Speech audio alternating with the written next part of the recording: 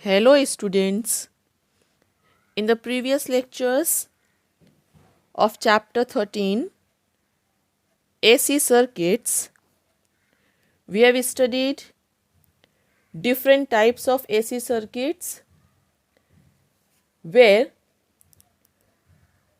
the circuit elements like resistor, inductor and capacitor carrying a sinusoidal current. We had seen the relationship between the voltage and current, and also we had seen the capacitor and inductor to be ideal over here. First of all, we have discussed when the AC voltage applied to a resistor, and here we come to know that for a resistor there is a zero phase difference between instantaneous alternating current and instantaneous alternating EMF, as E we are getting as E0 sin omega t and I is equal to I0 sin omega t. That means the alternating current and EMF are in phase, as both E and I reach 0, minimum and maximum values at the same time, as it is shown in the graph also. Then we had seen the phasor diagram for the same. The current and voltage are in the same phase, where the AC circuit is only containing with R. Hence both phases for I and E are in the same direction, that is making an angle omega t with OX, and their projections on vertical axis give their instantaneous values, and the phase angle between alternating current and alternating voltage through R is 0, as shown in the figure also. Then we have discussed AC voltage applied to an inductor, where a pure inductor L is to be connected across the source of alternating EMF, and here we come to know that as E is equal to E0 cos omega t, we are getting I is equal to I0 sin omega t minus pi by 2, and we find that the alternating current I lags behind the alternating voltage EMF E by the phase angle of 90 degree, or we can say the voltage across L leads the current by a phase angle of pi by 2 radian, as it is shown in the graph. Then we had seen its phasor diagram also, as the phasor representing peak EMF E0 makes an angle omega t in anti-clockwise direction from the horizontal axis, as the current lags behind the voltage by 90 degree. So the phasor representing I0 is turned clockwise with the direction of E0, as it is shown in the figure here. Then we come to know about the inductive reactance, which is to be representing by XL, which is nothing but the opposing nature of inductor to the flow of alternating current. And here we come to know that as XL, which is omega L, represent the effective resistance offered by the inductance L, and it is equal to 2 pi FL, where F is the frequency of AC supply. The function of the inductive reactance is similar to that of the resistance in a purely resistive circuit, and it is directly proportional to the inductance L and the frequency F of the alternating current. And the dimension of the inductive reactance is same as that of the resistance, and its SI unit is ohm. In the DC circuits, as F is equal to 0, so that inductive reactance XL is equal to 0, and it implies that a pure inductor offers 0 resistance to DC, that is, it cannot reduce DC there, thus it passes DC and blocks AC of very high frequency. In an inductive circuit, the self-induced EMF opposes the growth as well as the decay of current. After that, we had studied AC voltage applied to a capacitor, where a capacitor of capacitance C is to be connected across the AC source, and here we are getting A is equal to E0 cos omega t and I is equal to I0 sin omega t plus pi by 2. And we find that in an AC circuit containing a capacitor only, the alternating current I leads the alternating EMF by the phase angle of pi by 2 radian, as it is shown in the graph. Then the phasor diagram is also given over here. The phasor representing peak EMF makes an angle omega t in anticlockwise direction with respect to the horizontal axis. As current leads the voltage by 90 degree, the phasor representing I0 current is turned 90 degree anticlockwise with respect to the phasor representing EMF E0. And the projections of these phasors on the vertical axis give the instantaneous value of E and I. Then we had seen the capacitive reactance over here, which is nothing but the effective resistance offered by the capacitor, which is to be denoted as Xc, and the value we are getting as 1 upon omega c, and hence we can say Xc is equal to 1 upon 2 pi f c there, where f is the frequency of AC supply. The function of the capacitive reactance in a purely capacitive circuit is to limit the amplitude of the current, similar to the resistance in a purely resistive circuit. As Xc is equal to 1 upon 2 pi Fc, so here we can say that Xc varies inversely as the frequency of AC and also the capacitance of the condenser. In a DC circuit, as F is equal to 0, so that value of Xc is infinite. Thus, the capacitor blocks DC and acts as open circuit while it passes AC of high frequency. The dimensions of the capacitive reactance are the same as that of the resistance, and its SI unit is ohm. Then we had seen the AC circuit containing resistance, inductance and capacitance in series, that is LCR circuit. Over here, as we had studied the opposition offered by a resistor, pure inductor and a capacitor to the flow of AC current independently. So here we had considered the total opposition offered by the resistor, pure inductor and capacitor when it is to be connected in series with the alternating source of EMF. And here we come to know that a quantity Z, which is equal to square root R square plus XL minus XC the whole square, which represents the effective opposition offered by the inductor, capacitor and resistor connected in series to the flow of AC current. And this total effective resistance of LCR circuit is called the impedance of the circuit, and which is to be represented as Z. The reciprocal of the impedance of an AC circuit is called as the admittance, and its SI unit is per ohm. Now the impedance of the circuit Z, whose unit is ohm, is to be defined as the ratio of RMS voltage to the RMS value of current. The phasor diagram is also given over here for the LCR circuit, from which we can say that an AC circuit containing L, C and R, the voltage leads the current by a phase angle phi, and the value of phi is to be represented as tan inverse XL minus XC upon R.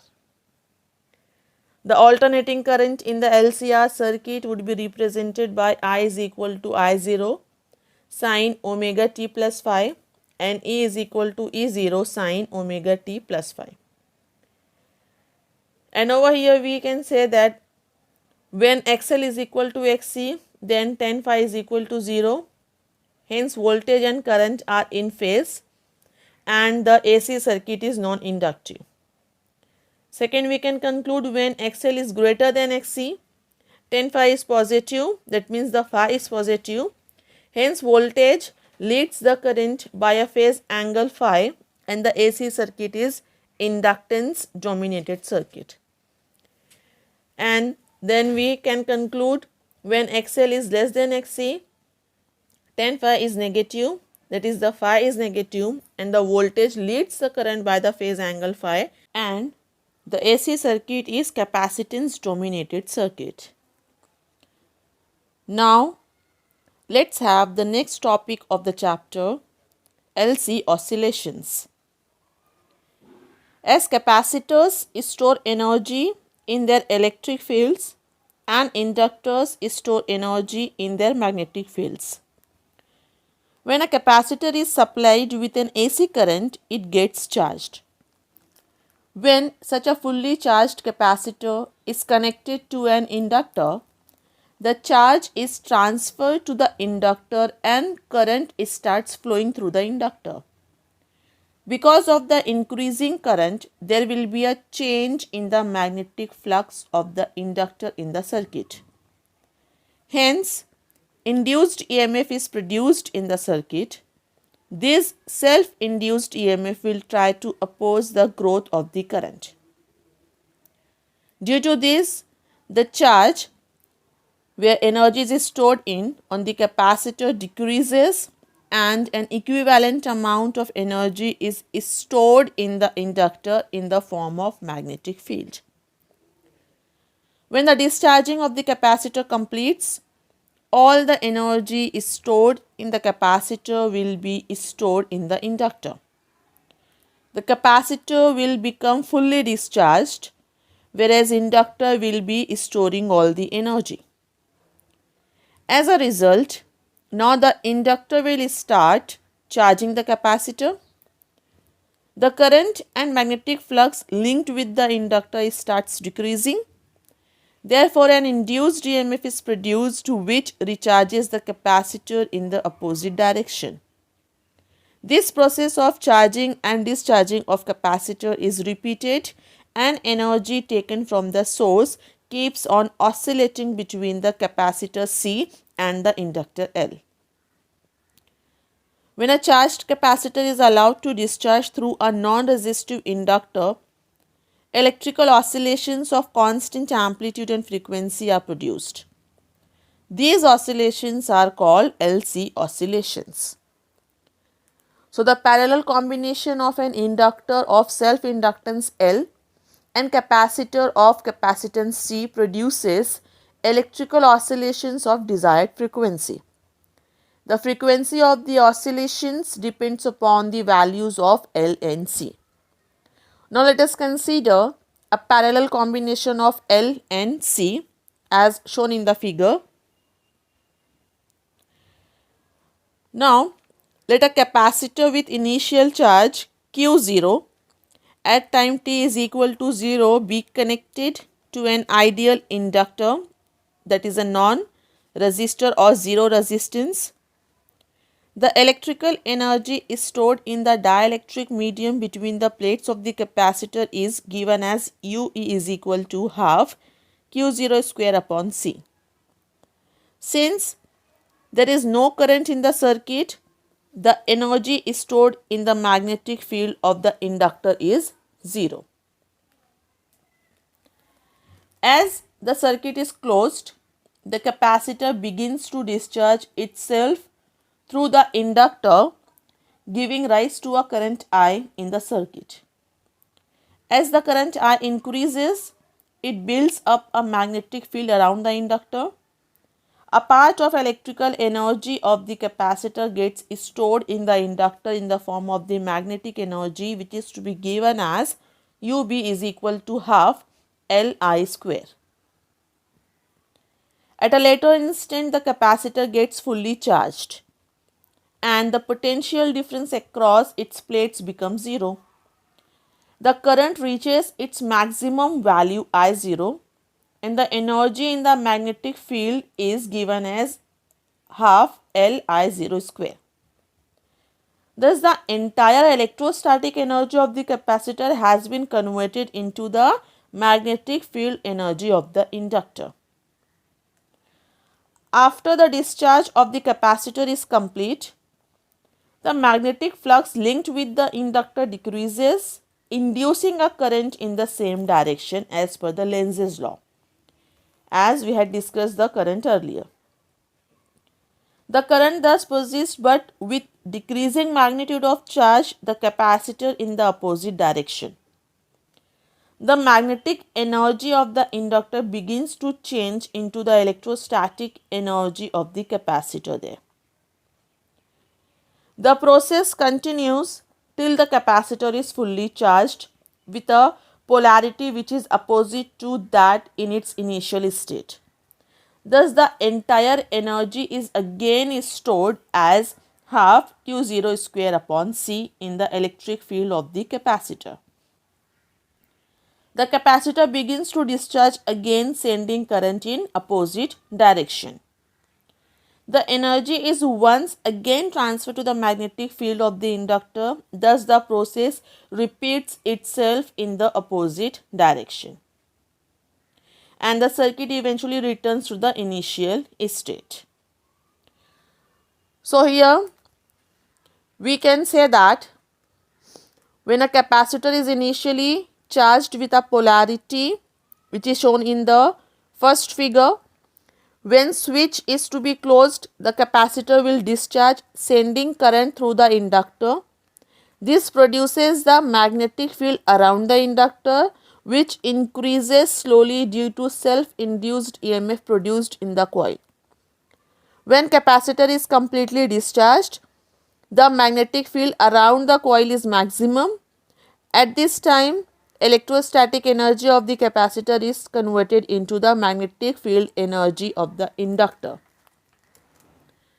Now, due to the back EMF of the coil, the current flows in the reverse direction and the capacitor begins to charge with opposite polarity.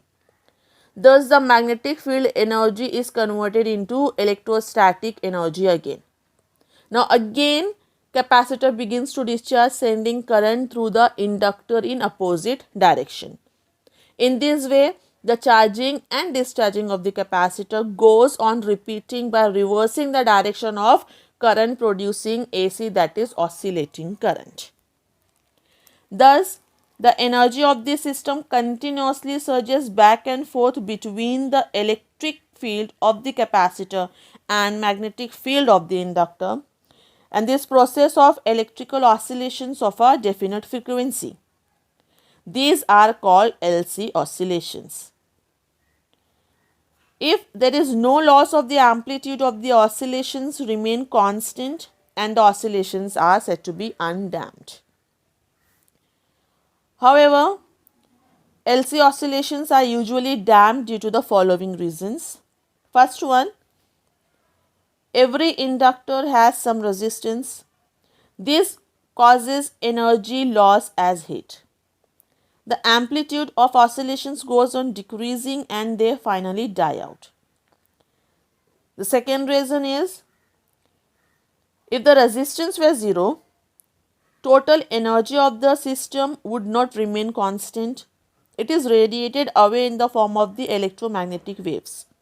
Working of radio and TV transmitters is based on such radiations.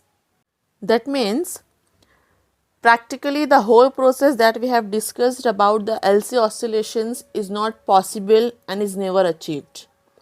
The reason for the discrepancy is some loss of energy due to resistance in the circuit and also due to radiations in the form of the electromagnetic waves.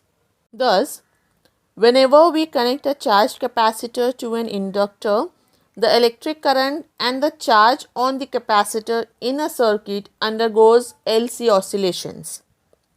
The process continues at a definite frequency, and if no resistance is present in the LC circuit, then the LC oscillations will continue indefinitely. As these oscillators are broadly used for producing high frequency signals, therefore these are also named as RF oscillators. By using the practical values of capacitors and inductors, it is probable to generate a higher range of frequencies like greater than 500 megahertz. The applications of LC oscillators mainly include in radio, television, high frequency heating and RF generators, etc.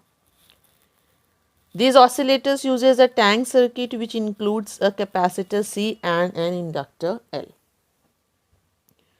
So here we had discussed about LC oscillations. The chapter will be continue next time in the next lecture. Thank you.